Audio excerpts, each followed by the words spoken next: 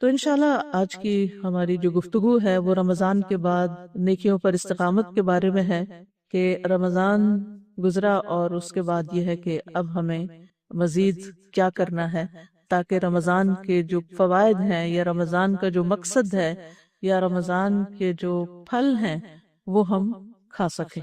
ان الذین قالوا ربنا اللہ، بے شک وہ لوگ جنہوں نے کہا کہ ہمارا رب اللہ ہے، ثم استقاموا، پھر وہ اس پر جم گئے، انہوں نے اس پر استقامت اختیار کی، تتنزل علیہم الملائکہ، ان پر فرشتے اترتے ہیں، اللہ تخافوا ولا تحزنوا، کہ نہ تم خوف کھاؤ نہ غم کرو، یعنی ماضی کا غم نہ کھاؤ اور مستقبل کا خوف نہ کرو۔ وَأَبْشِرُوا بِالْجَنَّةِ الَّتِي كُنْتُمْ تُوعَدُونَ، خوشخبری پاؤ اس جنت کی جس کا تم وعدہ دیے جاتے ہو۔ نحن اولیاؤکم فی الحیات الدنیا وفی الآخرہ، ہم تمہارے دوست ہیں دنیا کی زندگی میں بھی اور آخرت میں بھی۔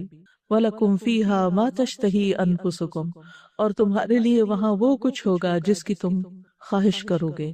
وَلَكُمْ فِيهَا مَا تَدَّعُونَ، اور تمہیں وہاں وہ ملے گا جو تم طلب کرو گے۔ نزلا من غفور الرحیم، یہ غفور الرحیم رب کی طرف سے میزبانی ہوگی، تم اس کے مہمان ہوگے۔ تو اس سے بڑی خوشخبری کیا ہو سکتی ہے کہ جو شخص ایمان لا کر اور ایمان میں عمل صالح شامل ہوتے ہیں، ایمان لا کر عمل صالح کر کے استقامت اختیار کرتے ہیں، جم جاتے ہیں، جن نیکیوں کو اختیار کرتے ہیں پھر ان کو چھوڑتے نہیں، ان کے ساتھ کنٹینیو کرتے ہیں، تو ان کو فرشتوں کا ساتھ حاصل ہوتا ہے، فرشتوں کی مدد حاصل ہوتی ہے، فرشتے ان کے دوست بن جاتے ہیں، فرشتے ان کے دلوں میں اچھے خیالات ڈالتے ہیں، فرشتے ان کے لیے کاموں کو آسان کرتے ہیں، یعنی نیکی کے رستے پر چلنا آسان کر دیتے ہیں۔ پھر انسان کو اس بات کا شکوہ نہیں ہوتا کہ میرے ساتھ کوئی نہیں، میرا مددگار کوئی نہیں، میرا ماحول نہیں۔ اگر آپ کے اندر استقامت کی نیت ہے کہ میں نے اسی رستے کو اختیار کرنا ہے اور اس کو چھوڑنا نہیں، تو اللہ کی طرف سے تائید آتی ہے فرشتوں کی شکل میں، اور پھر انسان فکر مند ہوتا ہے کہ ابھی تک تو سب اچھا تھا، آئندہ کیا ہوگا۔ اللہ سبحانہ وتعالیٰ آئندہ کے لیے وہ خوشخبری دیتے ہیں فرشتوں کے ذریعے، اللہ تخافو، خوف نہ کھاؤ، فکر نہیں کرو، جس رب نے اب نیکی کی توفیق دی وہ آئندہ بھی دے گا۔ اور پھر انسان کو اس بات کا ریگریٹ اور غم بھی ہوتا ہے کہ میں کچھ اور بھی کرتا، مجھ سے یہ بھی نہیں ہوا، تو اس غم اور ریگریٹ میں بھی مبتلا نہیں رہنا چاہیے، اور انسان کو نیکی کے کام کی جو توفیق ملی ہے اس پر خوش ہونا چاہیے، اس پر شکر کا اظہار کرنا چاہیے، اور اللہ تعالیٰ کی نعمت کو محسوس کرنا چاہیے کہ اللہ کے اذن سے، اللہ کی توفیق سے نیکیاں کرنے کا موقع ملا۔ اللہ کا شکر جس نے رمضان جیسا مہینہ دیا، جس نے قرآن جیسی نعمت دی، جس نے یہ پورا ماحول عطا کیا کہ جس میں میرے لیے نیکی پر چلنا آسان ہو گیا۔ تو اللہ سبحانہ وتعالیٰ آئندہ بھی اس نعمت کو برقرار رکھیں گے اگر ہم شکر گزار رہیں گے۔ نہ خوف کھاؤ اور نہ غم کرو۔ وَأَبْشِرُوا بِالْجَنَّةِ الَّتِي كُنْتُمْ تُوعَدُونَ، خوشخبری پاؤ اس جنت کی جس کا تم وعدہ دیے جاتے ہو، اور پھر وہاں پر وہ ساری خواہشات تمہاری پوری ہوں گی جن کو تم دنیا میں اللہ کی خاطر کنٹرول کرتے رہے۔ یعنی جب رمضان ہوتا ہے تو کیا ہوتا ہے، انسان اپنی خواہشات پہ سب سے زیادہ کنٹرول کرتا ہے۔ خواہشات میں زیادہ خواہشات کس کس چیز کی ہوتی ہیں؟ کھانے پینے کی سب سے زیادہ، ہر وقت انسان کو کچھ نہ کچھ کھانے کو چاہیے ہوتا ہے۔ اور کس چیز کی خواہش ہوتی؟ سونے کی۔ اور کس کی خواہش ہوتی؟ باتیں کرنے کی، اور خاص طور پہ لوگوں کی باتیں کرنے کی، اور لوگوں کی باتوں میں سے بھی منفی باتیں کرنے کی، لوگوں کی طرف سے پہنچنے والی تکلیفیں اور جو شکوے شکایات ہوتے ہیں ان پر گرمبل کرنے کی۔ تو روزے کی خاطر ہم ان ساری چیزوں پر کنٹرول کرتے ہیں۔ تو جنت میں تو خیر اللہ باتیں نہیں ہوگی اور نہ حرام کوئی گفتگو ہوگی، لیکن یہ ہے کہ وہاں پر انسان کو کوئی روک ٹوک نہیں ہوگی کہ کب کس سے کیا بات کرے۔ اور جو لوگ دنیا میں اپنی سعادت کو کنٹرول کر کے اچھی باتیں کرنا سیکھ جاتے ہیں، اپنا ذائقہ بدل لیتے ہیں اور پورے مہینے کے اس ٹریننگ پروسیس سے گزر کر اپنی گفتگو کا سٹائل چینج کر لیتے ہیں، کیونکہ پورا مہینہ روک کر اپنے آپ کو رکھا ہوتا ہے، تو پھر رکنے کی بھی عادت پڑ جاتی ہے۔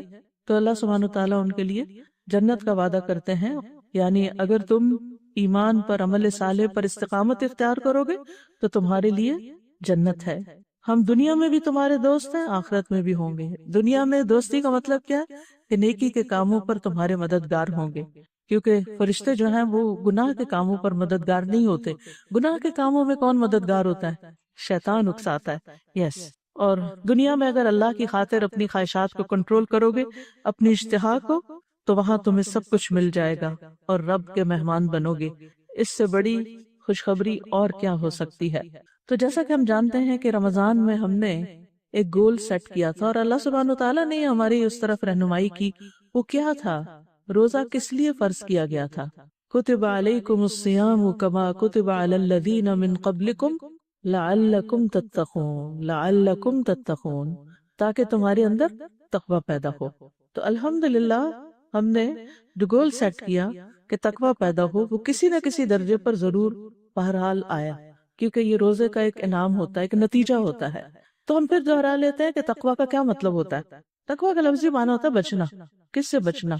گناہوں سے بچنا، محرمات سے بچنا، جن چیزوں کو اللہ نے حرام قرار دیا ان سے بچنا. لیکن صرف بچنا ہی نہیں ہوتا، تقوی نیکی کی طرف بڑھنے کو بھی کہتے ہیں. یعنی اس میں اللہ تعالیٰ کی اطاعت بھی شامل ہوتی ہے اور اللہ کی نافرمانی کے کاموں سے بچنا بھی اس میں شامل ہوتا ہے. بعض سلف صالحین کہتے ہیں کہ اتقوا اللہ حق تقاتہ کا مطلب یہ ہے کہ اللہ کی اطاعت کی جائے، اس کی نافرمانی نہ کی جائے، اس کا ذکر کیا جائے اور اس کو بھولا نہ جائے، اس کا شکر ادا کیا جائے اور ناشکری نہ کی جائے. یہ ہے تقویٰ. تو کیا چیزیں اس میں آ گئی؟ اللہ کی فرما برداری کرنا اور نافرمانی سے بچنا، ذکر کرنا اور بھولنے سے بچنا، شکر کرنا اور ناشکری سے بچنا.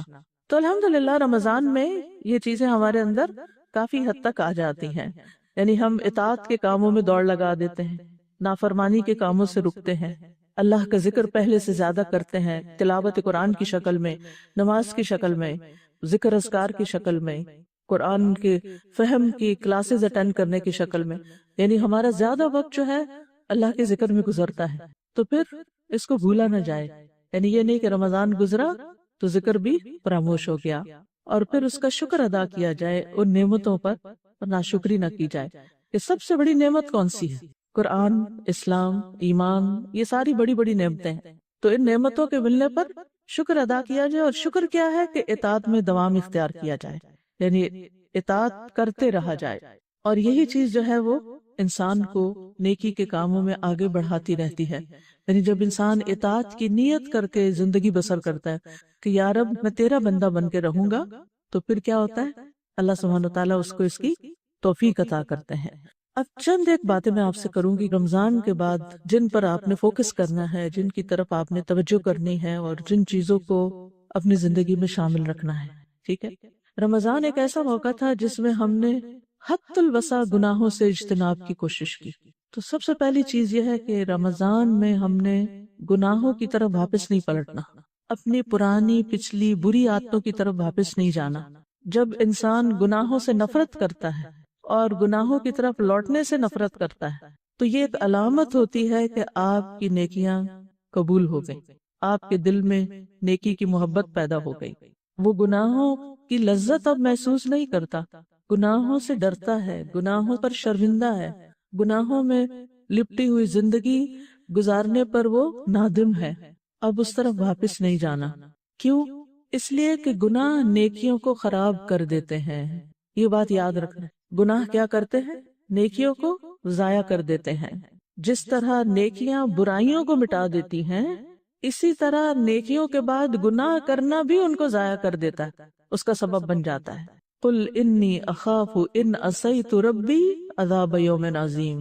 آپ کہہ دیجئے، نبی صلی اللہ علیہ وسلم سے کہا جا رہا ہے کہ اگر میں اپنے رب کی نافرمانی کروں تو میں بڑے دن کے عذاب سے ڈرتا ہوں. قل اللہ اعبد مخلصا لہ دینی. آپ کہہ دیجئے کہ میں اللہ کی عبادت کرتا ہوں، دین کو اس کے لیے خالص کرتے. تو پہلا کام کیا کرنا ہے؟ گناہوں کی طرف نہیں پلٹنا. جو گناہ ہم رمضان سے پہلے کرتے تھے، رمضان میں اللہ تعالیٰ نے بچنے کی توفیق دی تو اب ان سے بچے رہنا ہے. خاص طور پر چھپے گناہ. یاد رہے گا یہ مین ہائی لائٹس ہیں، ان کو آپ نوٹ کر لیجئے اپنے پاس تاکہ آپ کو ایک ریمائنڈر ہے، بھول بھی جائیں دوبارہ پھر دیکھیں. خاص طور پر چھپے ہوئے گناہ. چھپے ہوئے گناہ کون سے ہوتے ہیں؟ چھپے ہوئے گناہ کون سے ہوتے ہیں؟ سب سے پہلے تو دل کے اندر کے برے خیالات، اللہ کے بارے میں بدگمانی، رسول کے بارے میں، دین کے بارے میں، ایمان والوں کے بارے میں دین والوں کے بارے میں بدگمانی بلا وجہ، پھر نفاق، شرک، اور پھر الاثم ما حاک فی نفسک وکرہت ان یطلع علیہ الناس، گناہ وہ ہوتا ہے جو تمہارے دل میں کھٹک جاتا ہے اور تم ناپسند کرتے ہو کہ لوگوں کو اس کا پتہ چلے، یعنی جو چیز آپ لوگوں سے چھپا چھپا کے کرتے ہیں، امی سے چھپا کے کرتے ہیں، دوستوں سے چھپا کے کرتے ہیں، ساری دنیا سے چھپا کے کرتے ہیں، تو اس میں دال میں کالا ہے، وہاں کوئی غلطی، وہاں کوئی خرابی۔ اب چونکہ آپ چھپا کے کر رہے ہیں، اس لیے کوئی اور آپ کو سمجھا ہی نہیں سکتا، کوئی آپ کو بتا ہی نہیں سکتا، تو پھر اس پر کون چیک رکھے گا؟ بتائیے کون چیک رکھے گا؟ ہم خود چیک رکھیں گے کہ یہ چیز جو میں لوگوں کے سامنے نہیں کر سکتی، مجھے تنہائی میں بھی نہیں کرنی، مجھے چھپ کے بھی نہیں کرنی، کیونکہ قیامت کے دن نیکیوں کے پہاڑ غبار بن کے اڑ جائیں گے ان گناہوں کی وجہ سے جو چھپ چھپ کے کیے جاتے ہیں۔ نبی صلی اللہ علیہ وسلم نے فرمایا، میں اپنی امت کے ان لوگوں کو جانتا ہوں جو قیامت کے دن سفید تہامہ پہاڑوں کی مانند نیکیاں لے کر آئیں گے، یعنی ڈھیروں نیکیاں لے کر آئیں گے، لیکن اللہ ان کی نیکیوں کو فضا میں پھیلے ہوئے غبار کے باریک ذروں کی طرح کر دے گا۔ بے شک وہ تمہارے ہی بھائی ہوں گے، یعنی رشتہ دار ہوں گے، تمہاری نسل سے ہوں گے، یعنی قریب کے لوگ ہوں گے، رات کو تمہاری طرح قیام کریں گے، نمازیں بھی پڑھیں گے، لیکن وہ تنہائیوں میں اللہ کے حرام کردہ امور کا ارتکاب کریں گے جن سے ان کو روکا گیا تھا۔ اس کی کوئی اگزامپل دیں گے کہ آج کل سب سے زیادہ کون سی چیز چھپ کے کی جاتی ہے؟ ماں باپ سے، دوستوں سے، اسکرین سے متعلق جو گناہ ہے، چاہے وہ فون کی ہے، چاہے لیپ ٹاپ کی ہے، بہت بڑا فتنہ ہے۔ حرام کردہ چیزوں کی طرف دیکھنا، حرام دوستیاں کرنا، مردوں سے دوستی رکھنا، فون پر غلط باتیں کرنا، رات کو چھپ چھپ کے کالز کرنا، تو یہ چیزیں کیا ہیں؟ ہو سکتا ہے کسی کو بھی نہ پتا ہو، صرف آپ کو ہی پتا ہو، تو اب اس سے کون آپ کو روکے گا؟ صرف اللہ کا تقوی ہی روک سکتا ہے۔ تو اس چیز کا خاص خیال رکھنا ہے کہ اپنی نگاہوں کی حفاظت کرنی ہے، اپنے اعمال کو باطل نہیں کر دینا، کیونکہ گناہ نیکیوں کو ضائع کر دیتے ہیں۔ قرآن مجید میں ایک مثال بیان کی گئی ہے سورۃ البقرہ کی آیت نمبر 266 میں، اَیَوَدُّ أَحَدُكُمْ أَن تَكُونَ لَهُ جَنَّةٌ مِّن نَخِیلٍ وَأَعْنَابٍ تَجْرِی مِن تَحْتِهَا الْأَنْہَارُ لَهُ فِیہَا مِن كُلِّ الثَّمَرَاتِ وَأَصَابَهُ الْكِبَرُ وَلَهُ ذُرِّیَّةٌ ضُعَفَاءُ فَأَصَابَهَا إِعْصَارٌ فِیہِ نَارٌ فَاحْتَرَقَتْ كَذَلِكَ يُبَيِّنُ اللَّهُ لَكُمُ الْآیَاتِ لَعَلَّکُمْ تَتَفَکَّرُونَ۔ کیا تم میں سے کوئی یہ چاہتا ہے کہ اس کا کھجوروں اور انگوروں کا ایک باغ ہو جس کے نیچے نہریں بہتی ہوں، اس کے لیے اس میں ہر طرح کے پھل ہوں، اور اس حال میں اس کو بڑھاپا آ پہنچے اور اس کے چھوٹے چھوٹے بچے بھی کمزور ہوں، تو اچانک اس باغ پر ایک بگولا آ پڑے جس میں آگ بھری ہو، وہ جل کے راکھ ہو جائے؟ اسی طرح اللہ تعالیٰ تمہارے لیے نشانیاں کھول کر بیان کرتا ہے تاکہ تم غور و فکر کرو۔ مفسرین اس آیت کی تفسیر میں یہ کہتے ہیں کہ اس سے مراد وہ شخص ہے کہ جو نیکیاں کرنے کے بعد کوئی ایسا عمل کرتا ہے جو ایک بگولے کی طرح ہوتا ہے، جو اس کی ساری نیکیوں کو کھا جاتا ہے، یعنی اطاعت کے کاموں کے بعد وہ کوئی ایسی نافرمانی کا کام کرتا ہے کہ جس سے اس کی ساری نیکیوں پہ پانی پھر جاتا ہے۔ کیا روزہ رکھنا آسان تھا؟ نہیں، مشکل تھا، گرمیوں کے روزے تھے، لمبے روزے تھے، بھوک پیاس کا بھی سامنا ہوگا، چلے کچھ دن میں عادت بھی ہو جاتی، لیکن بہرحال ایک مشقت بھرا کام تھا۔ کیا رات کو عشاء کی نماز کے بعد دیر تک کھڑے رہنا آسان کام تھا؟ نیند قربان کرنا آسان کام تھا؟ نہیں۔ اور پھر آخری عشرے میں اور بھی زیادہ، یعنی تقریباً ساری رات ہی عبادت میں گزری، کوئی آسان کام تھا؟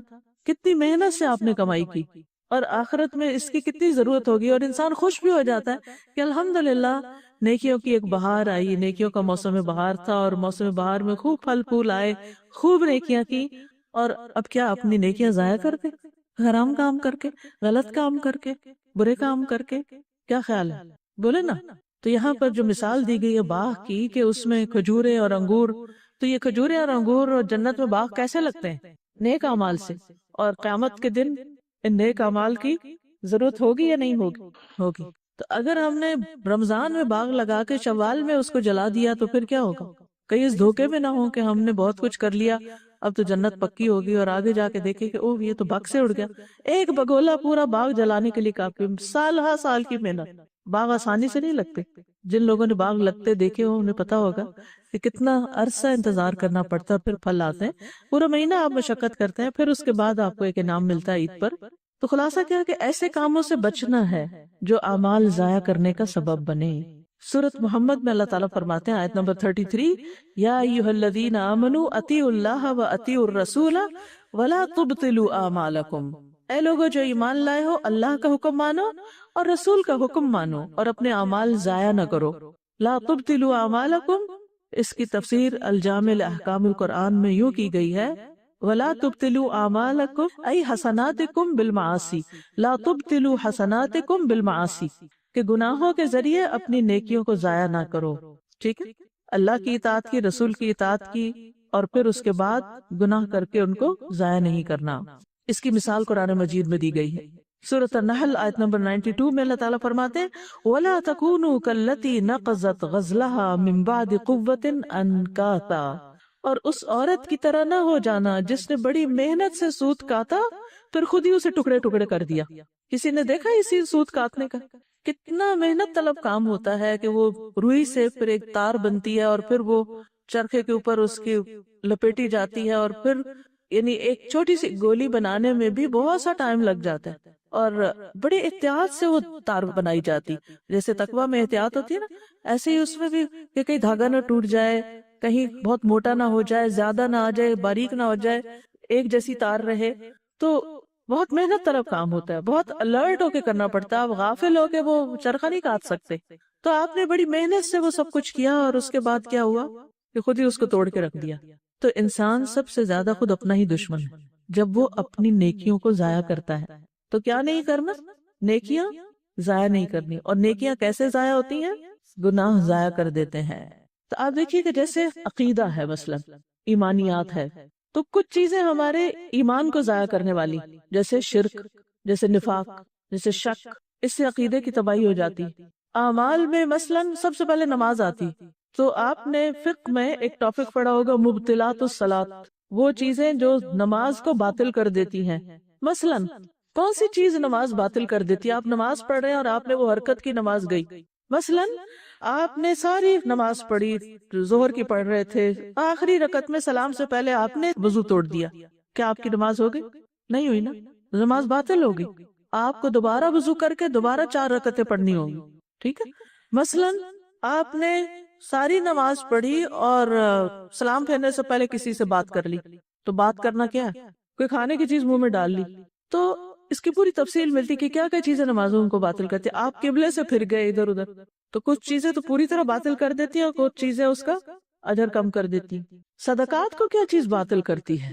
یا ایھا الذین آمنوا لا تبطلوا صدقاتکم بالمن والاذی، اے لوگو جو ایمان لائے ہو اپنے صدقات کو احسان جتا کے اور اذیت دے کے ضائع نہ کرو، وہ بھی باطل ہو جاتے ہیں۔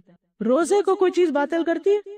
روزہ کس چیز سے ٹوٹ جاتا ہے؟ کچھ کھا لینے سے، جن چیزوں سے روزے منع کیا گیا ان کے کرنے سے۔ تو اسی طرح نیکیاں کرنے کے بعد بھی کچھ اعمال ایسے ہوتے ہیں کہ جن کی وجہ سے انسان کی نیکیاں، چاہے آپ نے سارا رمضان اعتکاف کیا ہو، سارا رمضان آپ نے پرہیز کیا ہو، لیکن رمضان کے بعد آپ نے جو کچھ کیا اس کی ریاکاری کر کے، میں نے یہ بھی کیا، میں نے یہ بھی کیا، تو ریاکاری بھی کیا کرتی؟ دکھاوا، یعنی شہرت کی طلب کہ لوگ مجھے نیک سمجھیں۔ تو ہم بعض اوقات کوئی ایک شخص بتاتا نا اس رمضان میں تو میں نے یہ اور یہ کیا، تو ہمیں بھی جوش چڑھ جاتا ہے، ہم بھی اپنی کو جو چھپی نیکی ہوتی ہے وہ بھی منہ سے نکال بیٹھتے ہیں۔ تو اس وقت اپنے آپ کو کنٹرول کرنا بڑا ضروری ہوتا ہے کہ جو چیزیں آپ نے رمضان میں صرف اللہ کے لیے کی تھی نا، چھپا کے صدقہ کیا تھا، چھپا کے کوئی نیک کام کیا تھا، بس اس کو چھپا ہی رہنے دے، بس وہ اللہ ہی کے لیے رہنے دے، ذکر نہ کریں کہ دل میں وہ نہ آ جائے کہ ہم بڑے نیک ہیں۔ اسی طرح اگر آپ نے کسی کی مدد کی، خدمت کی، کوئی بھی کسی کے لیے کچھ کام کیا، پھر آپ نے اس کو اذیت دی، مثلا کیسے؟ اس کے سامنے ذکر کر دیا، اس کو ڈانٹ پلا دی، مینشن کر کے کہ میں تو تمہارے ساتھ یہ کرتی رہی اور تم نے کیا کیا۔ تو ان چیزوں سے بچنا چاہیے، ٹھیک ہے۔ تو پہلی چیز رمضان کے بعد آپ نے کیا کرنی ہے؟ عدم الرجوع الی الذنب، گناہ کی طرف واپس نہیں جانا۔ جو گناہ رمضان سے پہلے تھے وہ نہیں کرنے، اور پھر اسی کے اندر کیا ہے؟ جو رمضان میں نیکیاں کی ان کو رمضان کے بعد گناہ کر کے ضائع نہیں کرنا۔ دوسری چیز، اگر آپ یہ چاہتے ہیں کہ آپ اس سے بچ جائیں، اس خسارے سے بچ جائیں، اس نقصان سے بچ جائیں، تو پھر آپ کو رمضان میں کی ہوئی اطاعت پر باقی بھی رہنا چاہیے۔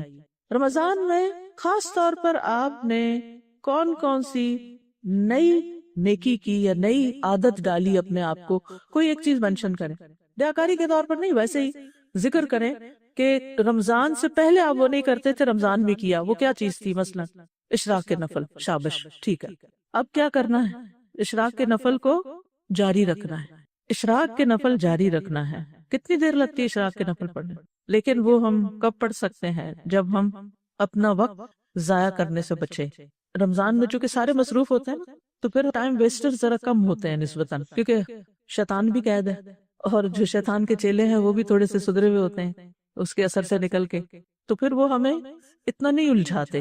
لیکن رمضان کے بعد وہ سب چھٹ جاتے ہیں اور پھر ہم پرانی عادتوں پہ آ جاتے ہیں۔ تو صلاۃ الضحیٰ جو ہے، صلاۃ الضحیٰ، اس کا اجر کیا ہے؟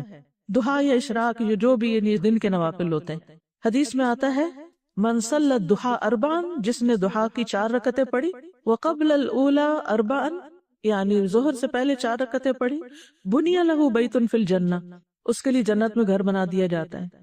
یا ضحیٰ کی ہی 4 جو آپ نے پڑھی، اس کے بارے میں آتا ہے، اللہ تعالیٰ فرماتے ہیں، ابو داؤد کی روایت ہے، یا ابن آدم لا تعجز عن 4 رکعات من اول النہار اکفک آخرہ، اے ابن آدم، دن کے پہلے حصے میں 4 رکعتیں پڑھنے سے عاجز نہ آؤ، میں دن کے آخر تک تمہارے لیے کافی ہو جاؤں۔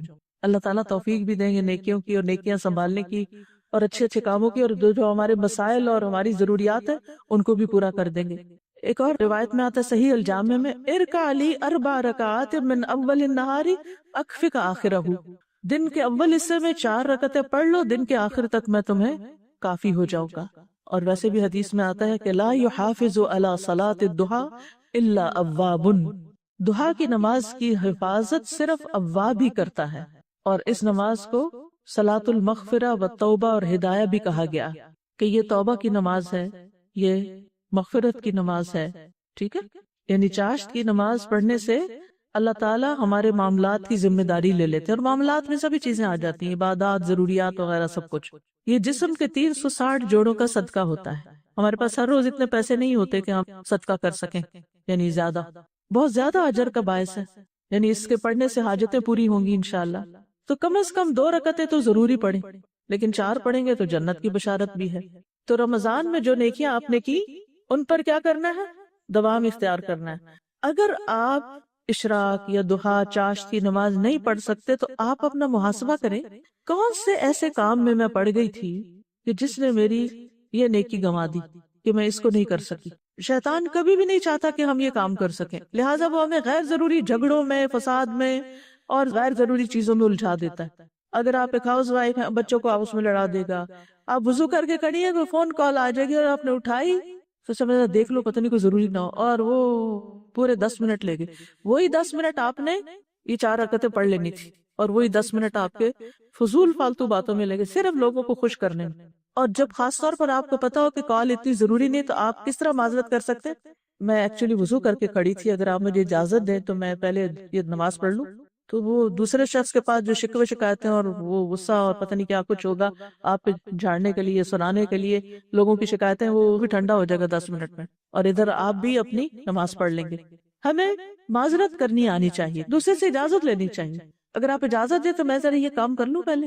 بعض اوقات بچے عین اس وقت آ جاتے ہیں، ہمیں یہ چاہیے، تو انہیں کہے کہ 10 منٹ دیتے ہیں آپ مجھے، جیسے یوسف علیہ السلام نے کیا تھا نا، کیا کہا تھا؟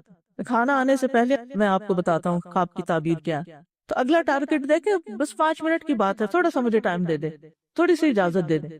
تو انشاءاللہ آپ دیکھیں گے کہ اگر آپ نے نیت کر لی نا، اور یاد رکھیں نیت کے ساتھ اگر آپ دعا کریں گے نا کہ یا اللہ میں نے یہ کام کرنا ہے، آپ مجھے توفیق دیں، مجھ سے کروا لیں، شیطان کو مجھ سے دور رکھیں، بس مجھے کرنا ہے۔ دنیا کے کاموں میں ہم ضد لگا لیتے ہیں، یہ کر کے چھوڑنا ہے، تو نیکی کے کام میں کیوں نہیں ضد لگاتے اپنے آپ سے کہ کر کے چھوڑنا ہے؟ اور آپ یقین کریں کہ وہ 5 منٹ، اگر 2 رکعت پڑھنی 5 منٹ، وہ 5 منٹ اگر آپ نے نکال لیے نا اپنی زندگی میں سے، اور اگر 5 کے 10 نکال لیے تو باقی بہت سے کاموں میں آپ کا وقت بچے گا۔ کیا رمضان میں وقت کی برکت نہیں ہوئی؟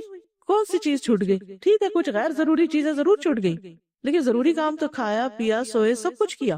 وہ تو ہو ہی گیا نا.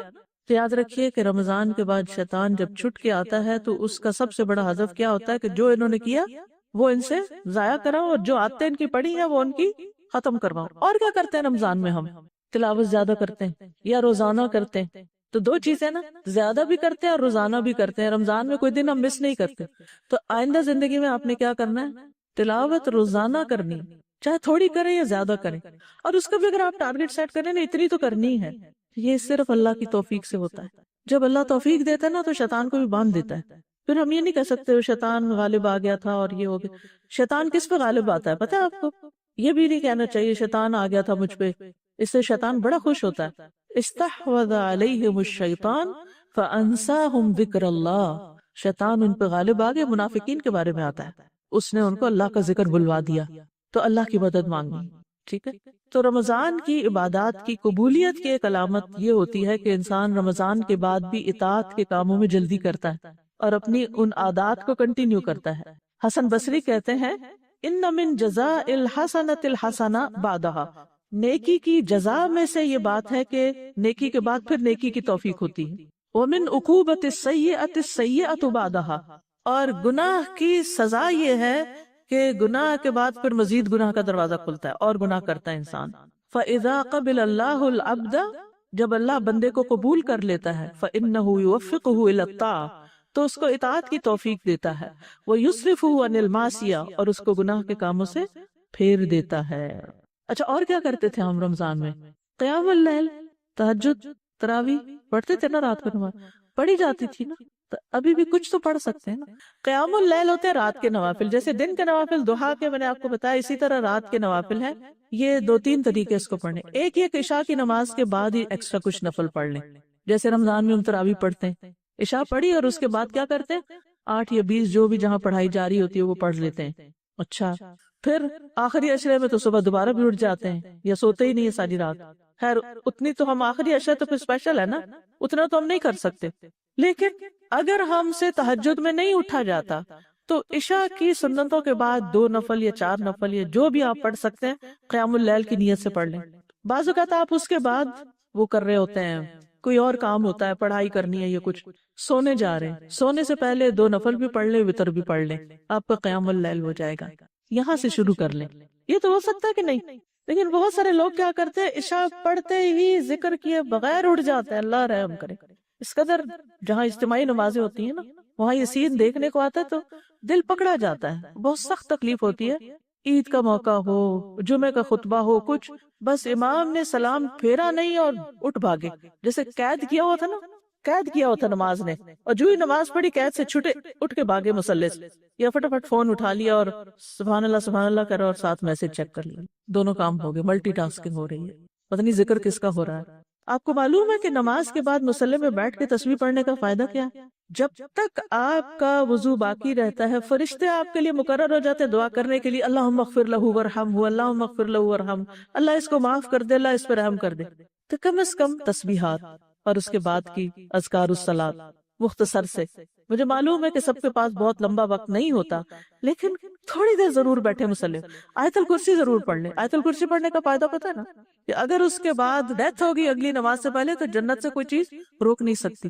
تو آپ یہی کہا کریں کہ یہ جنت کی کنجی ہے، مجھے یہ کھونی نہیں، مجھے فرض کے بعد یہ تو پڑھنی ہے.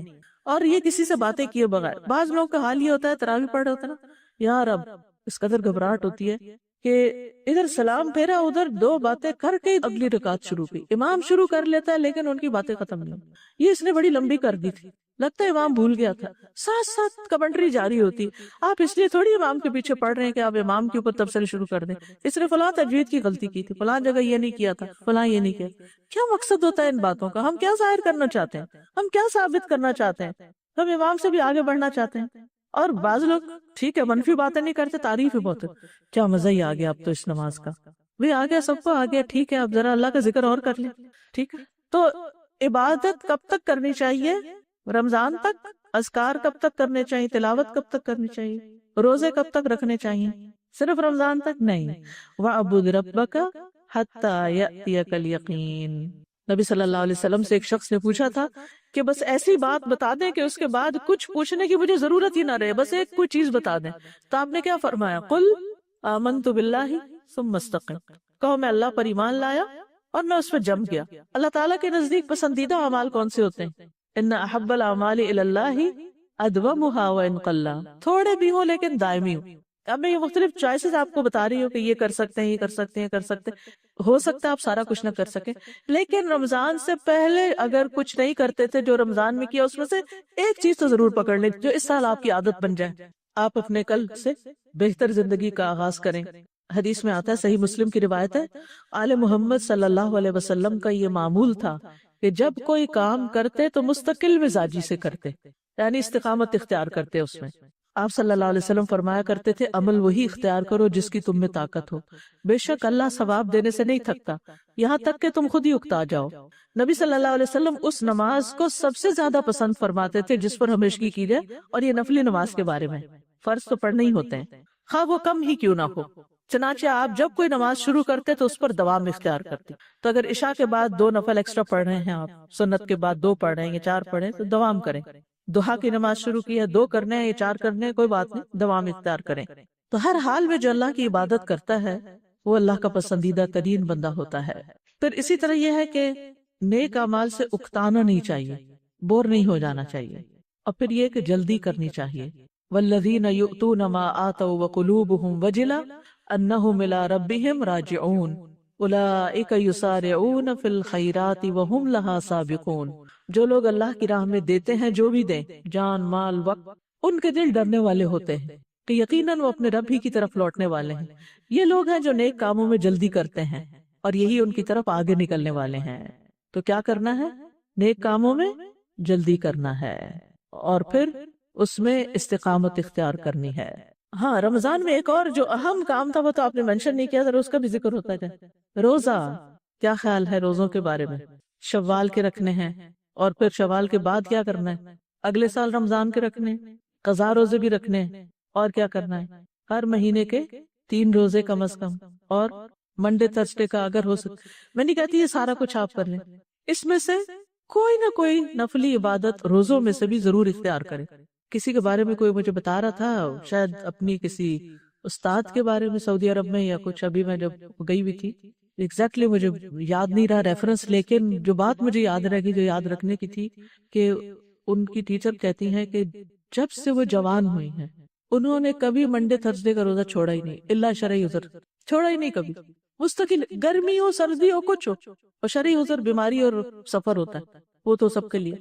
میں نے کہا یا اللہ، ہم کہاں کھڑے، ہمارے یہاں یہ کلچر نہیں۔ اب بھی اگر آپ مسجد نبوی میں جائیں یا آپ حرم میں جائیں تو منڈے اور تھرسڈے کو آپ کو ملے گا کہ وہاں باقاعدہ لوگ افطار کرنے کے لیے آتے ہیں، بیٹھتے ہیں، اور مغرب کی اذان اور نماز کے بیچ میں افطار کر کے پھر اس کے بعد، یعنی ایک معمول ہے لوگوں کا۔ لیکن ہمارے ہاں اس کی طرف توجہ نہیں ہے۔ اگر ممکن ہو، میں یہ نہیں کہتی کہ ہاسٹل کی انتظامیہ پہ مشکل مشقت ڈال دوں اتنا فضائل بیان کر کے، لیکن یہ ہے کہ کچھ نہ کچھ، کوئی نہ کوئی طریقہ، ایٹ لیسٹ شوال کے روزے، شوال کے روزوں کا کیا فائدہ ہے؟ سال بھر کے روزوں کا اجر ملتا ہے، اور اس میں صحیح مسلم کی صحیح حدیث موجود ہے، ٹھیک ہے؟ جس طرح نئی نئی باتیں ہوتی ہیں نا، تو پھر وہ نئے نئے ٹرینڈز، اب سوشل میڈیا پہ کہیں سے کوئی ویڈیو شیئر ہونے لگتی ہے، زیور پہ زکوٰۃ نہیں، کوئی ایک اوپینین ہوتا ہے، اس کو لے کے وہ گھمایا جاتا ہے کہ لوگ پریشان ہو جاتے ہیں کہ شاید ہم غلط کر رہے ہیں، حالانکہ زکوٰۃ ادا نہ کرنے پر وعید ہے، اور اس کا ادا کرنا جو ہے احتیاط کے زیادہ قریب ہے، اور اس کے بھی دلائل باقاعدہ موجود ہیں، اس جو پہننے والا زیور اس پہ زکوٰۃ موجود۔ لیکن اس قدر اس رمضان میں لوگوں نے مجھ سے اس پر سوال کیا بار بار بار بار، کیونکہ کسی ایک عالم نے کوئی فتویٰ دے دیا، وہ سب جگہ گھوم گیا۔ اسی طرح ایک اور بات کہ امام مالک کہتے ہیں کہ مدینہ والے شوال کے روزے نہیں رکھتے تھے، تو اسے ایک قول کو بنیاد بنا کے صحیح حدیث کو پیچھے کر دیا گیا۔ تو اگر کوئی کہے کہ پاکستان والے منڈے تھرسڈے کا روزہ نہیں رکھتے اس لیے کوئی بھی روزہ نہ رکھے، تو آپ کیا کہیں گے؟ روزہ چھوڑ دیں گے؟ نہیں، پاکستان اسلامی جمہوریہ پاکستان ہے۔ عوام الناس جو ہوتے ہیں، عوام الناس بعض اوقات نفلی عبادات کو وہ توجہ نہیں دیتے، تو اس لیے بہت ضروری ہے کہ جس چیز کے اوپر امت کا ایک تعامل رہا ہے اور ایک اس کی فضیلت بیان ہوئی ہے، تو نفلی عبادات میں اس پر استقامت اختیار کی جائے، اور ادھر ادھر کی باتوں کی وجہ سے نیک عمل کو نہ چھوڑا جائے۔ نیکی پر استقامت کا جو فائدہ ہے وہ کیا ہے؟ کوئی بتائے گا مجھے؟ نیکی پر استقامت کا فائدہ کیا ہے؟ دیکھیے، حسن خاتمہ کا سبب ہے یہ، بس ایک جملہ یاد رکھیے، نیکی پر استقامت حسن خاتمہ کا سبب ہے۔ وَاعْبُدْ رَبَّكَ حتی یأتیک الیقین، اگر اپنے رب کی عبادت آپ موت کی، یقین یہاں موت مراد ہے، موت تک کریں گے تو موت بھی اچھی آئے گی. تو جو اطاعت پر زندگی بسر کرتا ہے اللہ تعالیٰ اس کا خاتمہ بھی نیکی کے کام پر کرتا ہے. کچھ عرصہ پہلے میں نے ایک آرٹیکل پڑھا تھا جو کئی قسطوں میں آیا تھا کہ شروع سے لے کر تاریخ میں اب تک وہ کون کون سے لوگ ہیں جو نون ہسٹری میں ریکارڈڈ ہیں کہ جو سجدے کی حالت میں فوت ہوئے. اتنا انٹرسٹنگ تھا وہ کہ میں ایک ایک کو پڑھتی تھی اور میں کہتی یا اللہ مجھے پتہ چلے ان کا وہ کون سا نیک عمل تھا جس کی وجہ سے ان کو سجدے میں موت آئی. تو ہو سکتا ہے وہ چھپ کے نفلی عبادات کرتے ہوں، سجدے ذوق و شوق سے کرتے ہوں. سجدہ نماز کو بھی سمبلائز کرتا ہے نا. اسی طرح پچھلے دنوں ملائیشیا کے ایک امام کی ڈیتھ ہوئی ہے جو جمعے کے دن شوال یعنی رمضان کے بعد پہلا جمعہ خطبہ دیتے ہوئے دنیا سے رخصت ہوئے اور سب کے سامنے لا الہ الا اللہ بھی پڑھی. تو ہم میں سے ہر ایک کو شوق ہے نا اس کا خاتمہ اچھا ہو، ہے یا نہیں؟ ہم جیسے بھی ہو لیکن ہمارا یہ شوق بہت ہے کہ ہمارا خاتمہ اچھا ہو. جس کو یہ پسند ہو کہ اس کا خاتمہ اچھا ہو پھر وہ نیکیوں کے کاموں پر دوام اختیار کرے، چاہے تھوڑا سا ہی کیوں نہ ہو، چھوٹا سا کام ہی کیوں نہ ہو. رمضان میں اور زیادہ کیا کرتے ہیں کام، ایک اور کام بھی ہے جو بھولے میں صدقہ خیرات. تو صدقہ خیرات کی عادت بھی نہیں جانی چاہیے. یعنی بعض لوگ کیا کرتے ہیں ساری زکوٰۃ رمضان میں نکال دی، صدقہ خیرات بھی خوب ہر پروجیکٹ میں ڈال دی، اس کے بعد خالی ہاتھ ہو کے بیٹھ جاتے ہیں اور اگلے رمضان کا انتظار کرتے ہیں. نہیں، صدقے پر دوام. اگر آپ مثلاً کسی ایسی جگہ جاتے ہیں جہاں روز صدقہ ڈال سکتے ہیں تو ڈال دیجیے. اگر گھر میں ہے اور روز آپ کو کوئی صدقہ لینے والا نہیں ملتا تو جمع کرتے رہیں. حضرت عائشہ اور حضرت اسماء میں سے ایک کا طریقہ یہ تھا نا وہ جمع کرتی رہتی پھر اکٹھا کسی کو دے دیتی، اور دوسری بہن جو تھی وہ ساتھ کا ساتھ دے دیتی. بعض اوقات ایسی سچویشن ہوتی ہے ہم روز کا روز دے سکتے ہیں اور بعض اوقات روز غریب کو نہیں دے سکتے یا کسی پروجیکٹ میں نہیں ڈال سکتے تو اس کے لیے سیونگ کرتے جائیں اور اس میں سے نکالے نہیں دوبارہ پر. وہ پھر نکل گیا آپ کے ہاتھ سے، آپ اس کو صدقے کی نیت سے الگ رکھتے رہیں اور جہاں موقع ہو جب موقع ہو ساتھ لے جائیں اور آپ اکٹھا ڈال دیں. ابن کثیر الدمشقی کہتے ہیں لقد اجر اللہ الکریم عادتہ بکرمہ، اللہ تعالیٰ جو الکریم ہے اس کے کرم کی عادات میں سے یہ ہے ان من عاش علی شیء مات علیہ، جو جس چیز پہ زندگی بسر کرتا ہے اسی پہ مرتا ہے. ومن مات علی شیء بعث علیہ یوم القیامہ، اور جو جس چیز پہ مرتا ہے قیامت کے دن اسی پہ اٹھایا جائے گا. جیسے جو حج کے لیے نکلتا ہے لبیک پکارتا ہوا اور احرام کی حالت میں فوت ہو جاتا ہے تو قیامت کے دن کیسے اٹھے گا؟ کیسے اٹھے گا؟ لبیک پکارتے ہوئے اٹھے گا، شہید اپنے خون کے ساتھ اٹھے گا. تو اسی طرح جو نیک کام کرتے ہوئے آپ فوت ہوں گے قیامت کے دن اسی کے ساتھ پھر اٹھائے بھی جائیں گے، نیکی کی گواہی کے ساتھ پھر آپ کی بعثت ہوگی. اس لیے زندگی میں کچھ آتے ہی تو عبادات سے متعلق ہے. عبادات کے علاوہ یعنی قرآن، ذکر، صلاۃ کی پابندی اور حسن نوافل بھی شامل کے علاوہ ایک اور چیز ہے علم. جو علم کے راستے پر چلا وہ کس راستے پہ چلا؟ جنت کے راستے پر. سیکھنا اور سکھانا ختم نہیں کرنا، کچھ بھی ہو کہیں بھی ہو. میں کل جدہ میں تھی، پرسوں رات ہماری ملاقات تھی جو انڈیا میں حیدرآباد ہے اس کے بارے میں مجھے کوئی بتا رہا تھا کہ جدہ کی برانچ سے ایک خاتون اپنا کورس مکمل کر کے گئی اور وہاں جا کر 70 ایئرز اولڈ تھی، بیمار ہو گئی.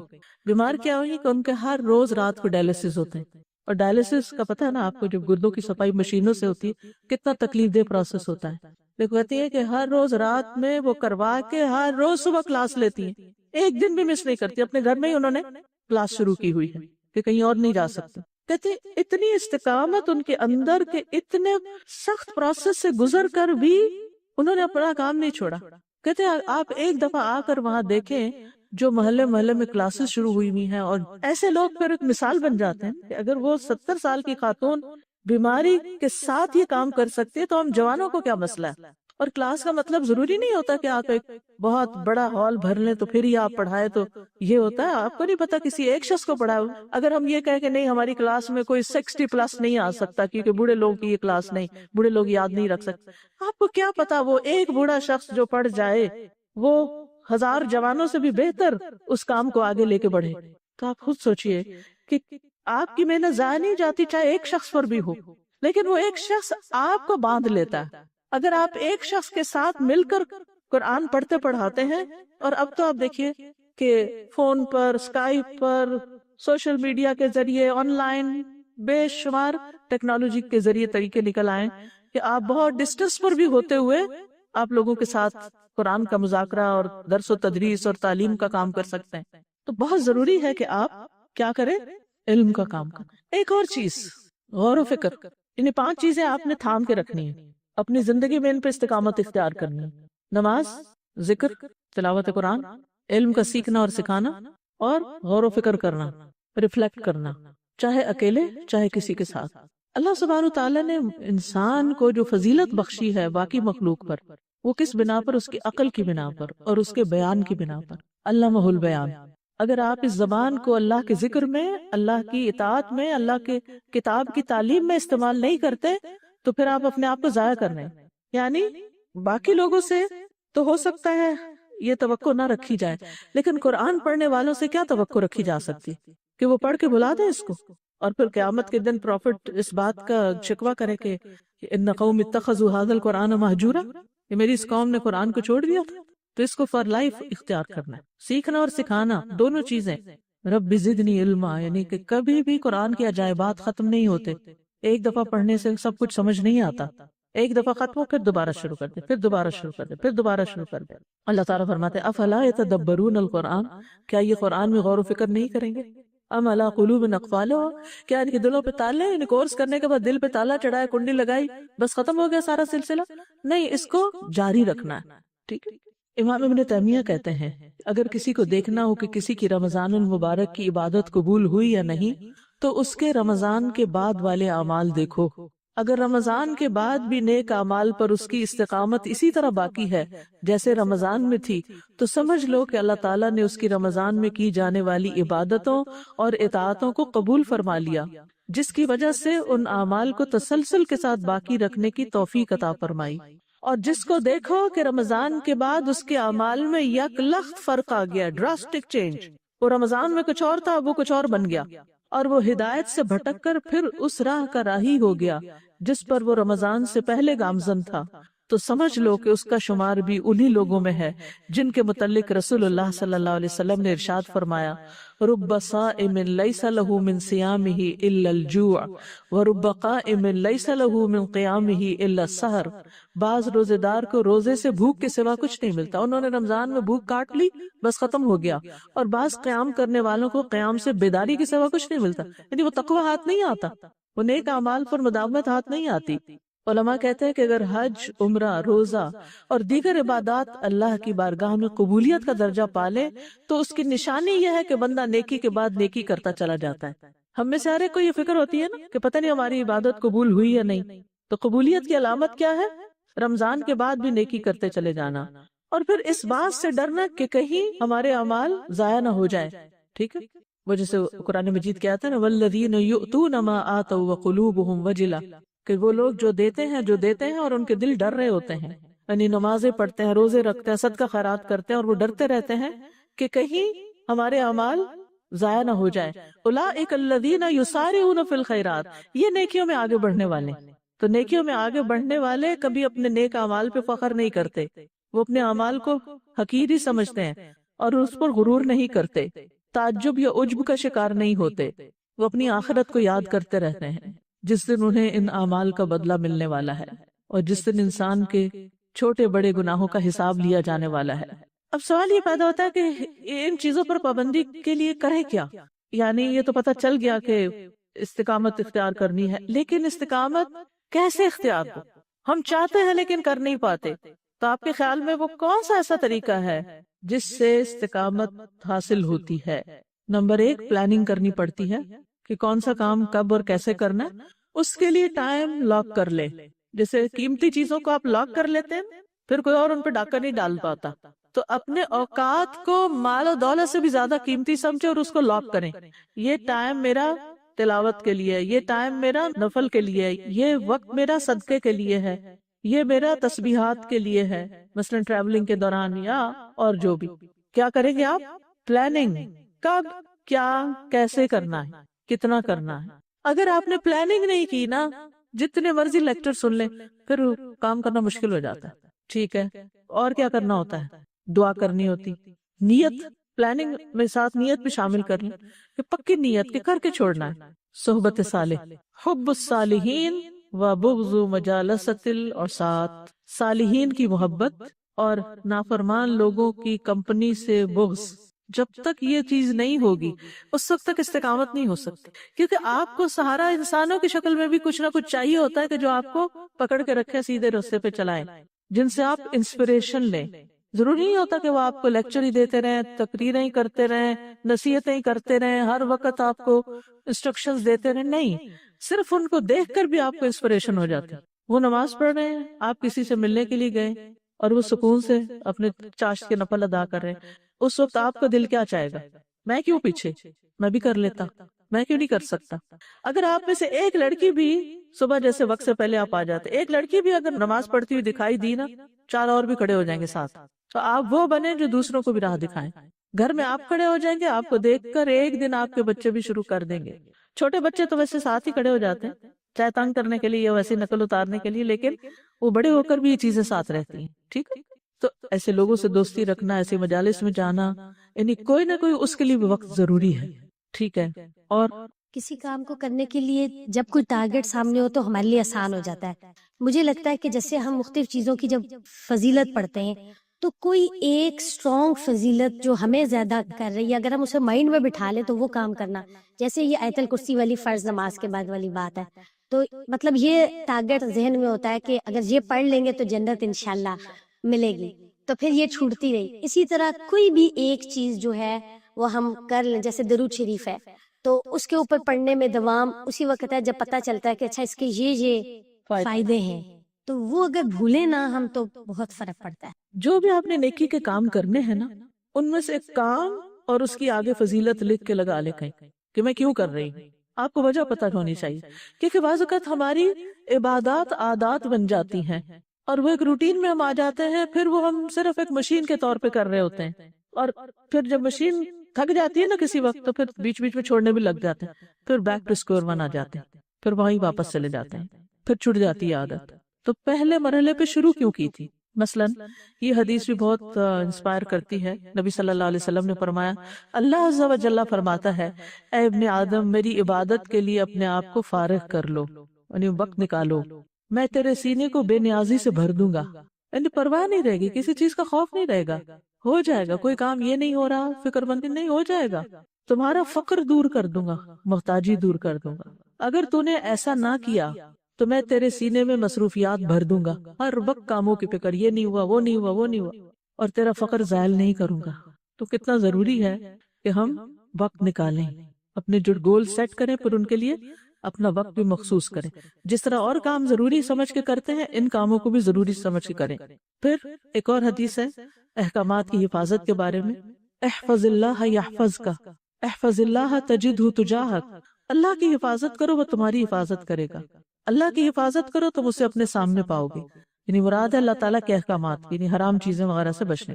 قبولیت کے اوقات میں دعائیں کہ اللہ تعالیٰ میں نے یہ کام کرنا ہے، آپ مجھے کرنے کی توفیق دیں، آپ میرے لیے آسان کر دیں، اس دعا کو پلے باندھ لیں، اللہم لا سہل الا ما جعلتہ سہلا وانت تجعل الحزن سہلا اذا شئت، اللہ کچھ بھی آسان نہیں جب تک تو آسان نہ کرے، اور جب تو چاہے مشکل کو آسان کر سکتا ہے، تو یہ مشکل آسان کرتا ہے، کیونکہ عبادت کرنے کے لیے اندر بھی رکاوٹیں ہیں، دل نہیں مانتا، نفس نہیں، جسم، سستی، بیماری، کیا چیزیں بیچ میں آ جاتی ہیں آڑے، پھر باہر کا ماحول، پھر شیطان، کتنی رکاوٹیں ہیں، تو ان سب کو کراس کرنا ایک مشکل کام ہے، لیکن اللہم لا سہل الا ما جعلتہ سہلا، یعنی جب آپ ارادہ کریں کسی نیک کام کا تو فوراً سوچیں، جب دوسرا خیال آئے گا میرا نہیں خیال میں کر سکوں، بہت لمبے روزے ہیں، اگر پچھلے سال ان دنوں رمضان تھا نا ابھی تو رکھے تھے نا روزے، تو اس سال بھی رکھ سکتے ہیں، اس کا مطلب تو جو ہی آپ خوف محسوس کریں میں نہیں کر سکتی، ڈرنے لگے، ہچکچائیں، فوراً دعا کریں اللہم لا سہل الا ما جعلتہ سہلا، اور پھر کبیرہ گناہوں سے بچتے رہیں، استقامت کی دعا بھی کریں، اللہم انی اسألک الثبات فی الامر والعزیمۃ علی الرشد، اور پھر یہ دعا جو ہے، یہ 2 دعائیں سجدے میں مانگنا شروع کریں۔ امام ابن تیمیہ یہ دعا سجدے میں مانگتے تھے، رب اعنی علی ذکرک و شکرک و حسن عبادتک، سجدے کی دعائیں قبول ہوتی ہیں، اگر یہ دعا قبول ہو گئی تو انشاءاللہ سارے جو ہم نے ٹارگٹ سیٹ کیے وہ ہو جائیں گے۔ اور ایک اور دعا، اللہم اصلح لی دینی الذی هو عصمت امری واصلح لی دنیای التي فیہا معاشی واصلح لی آخرتی التي فیہا معادی واجعل الحیاة زیادة لی فی کل خیر واجعل الموت راحة لی من کل شر۔ اے اللہ میرے دین کو درست کر دے، میرا دین بالکل ٹھیک ہو، نماز روزہ ہر چیز پرفیکٹ ہو جائے، جو میرے معاملات کا محافظ ہے، یعنی اسی سے میری حفاظت ہونی ہے دنیا میں بھی آگے بھی، اور میری دنیا کو بھی درست کر دے جس میں میرا معاش ہے، جہاں میں رہ رہا ہوں میرے حالات آسان کر دے، میرا رزق روزی کا معاملہ، میرے اور جو رکاوٹیں ہیں جن جن چیزوں میں وہ دور کر دے، اور میری آخرت کو درست فرما دے جس کی طرف میری واپسی ہے، اور میری زندگی کو ہر بھلائی میں میرے لیے زیادتی کا باعث بنا دے، اور موت کو میرے لیے ہر شر سے راحت بنا دے۔ کتنی خوبصورت دعا ہے۔ اگر عشاء کے بعد یا تہجد کے وقت 2 نفل بھی آپ کو پڑھنے کو مل جائے نا، تو ایک رکعت میں ایک دعا اور دوسری رکعت میں دوسری دعا، آپ دیکھیں تو صحیح کہ کیسی کیسی تبدیلیاں آتی ہیں زندگی میں۔ آپ کو جب کم ہمتی ہونے لگے میں نہیں کر سکتی، اٹس ٹو مچ، شیطان بہت زیادہ احساس دلاتا، لیکن میں سوچتی ہوں کہ جو لوگ یہ سارے کام کرتے ہیں وہ بھی تو اسی دنیا میں رہتے ہیں نا، اور ان ساری چیزوں کے ساتھ کر لیتے ہیں۔ یعنی بڑے سے بڑا نقصان کیا ہوگا؟ نقصان کا مطلب کمی کس چیز کی وجہ سے؟ گناہوں کی، بری عادتوں کی، ٹائم ویسٹرز کی، کیونکہ اچھی چیزیں ان کو ریپلیس کر لیں گی تو ان فضولیات کے لیے وقت نہیں رہے گا، تو اچھی بات ہے نا وقت نہ رہے اور ہم اس سے بچ جائیں، کسی بھی طرح بچ جائیں۔ تو ان الحسنات یذہبن السیئات، یعنی صرف یہ نہیں کہ نیکی ہوئی اور برائی مٹ گئی، مطلب یہ کہ بری عادتیں بھی چلی جاتی ہیں اور برے کام اور برے اخلاق بھی چلے جاتے ہیں۔ پھر یذہبن السیئات، نیکی کریں گے، نیکی کی خوشبو آئے گی تو باقی سیئات اور ذنوب جو ہیں وہ جائیں گے انشاءاللہ۔ اللہ تعالی ہمیں توفیق عطا فرمائے۔ وآخر دعوانا ان الحمد للہ رب العالمین۔ سبحانک اللہم وبحمدک، اشہد ان لا الہ الا انت، استغفرک واتوب الیک۔ السلام علیکم ورحمۃ اللہ وبرکاتہ۔